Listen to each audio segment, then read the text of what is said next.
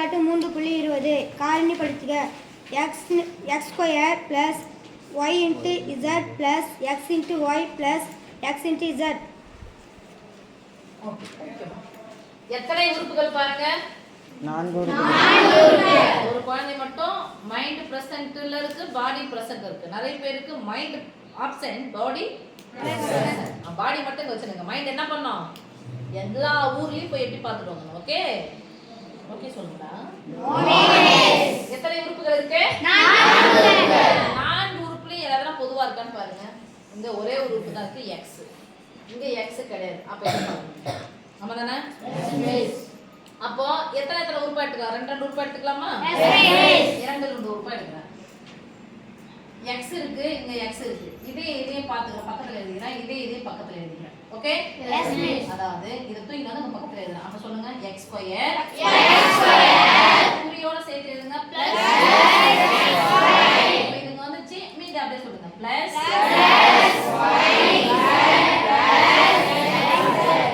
Okay. இப்போ 2 ரூபாய் எடுத்துக்கலாம். இதையும் எடுத்துக்கலாம். இந்த ரெண்டுத்துலயும் எது பொதுவா இருக்குன்னு பாருங்கப்பா. வெளியேற்றலாமா? x வெளியேற்றனா குறிப்போம்.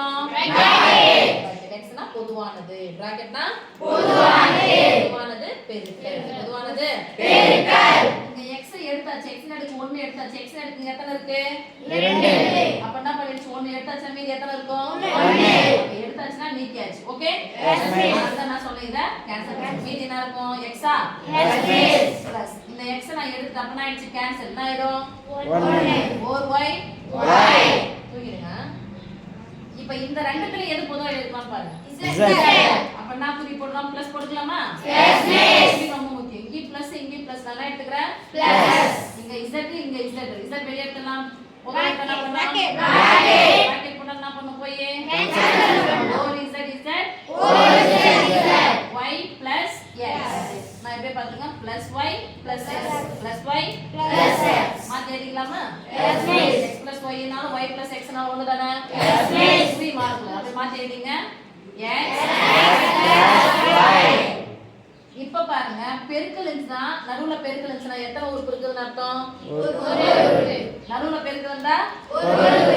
இப்ப மொத்தம் எத்தனை உறுப்பு இருக்கு சொல்லுங்க? 2. இப்ப இந்த ரெண்டுத்துல எதை பார்க்கணும்? பொதுவா என்ன இருக்குன்னு பாருங்க.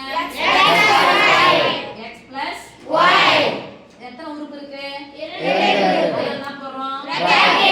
ஓகே? பொதுவா எடுத்தாச்சுனா இங்க என்ன பண்ணனும்? அப்ப இந்த பிராக்கெட் போட்ட உடனே என்ன பண்ணனும்? போய் கேன்சல் பண்ணனும். ஒரு முறை எடுத்துட்டேன், ஒரு முறை எடுத்துட்டேன். மீனிங் என்ன இருக்கும்? 4x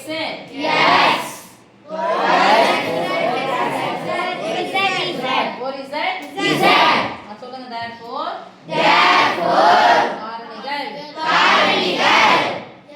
x plus y மற்றும் x plus z.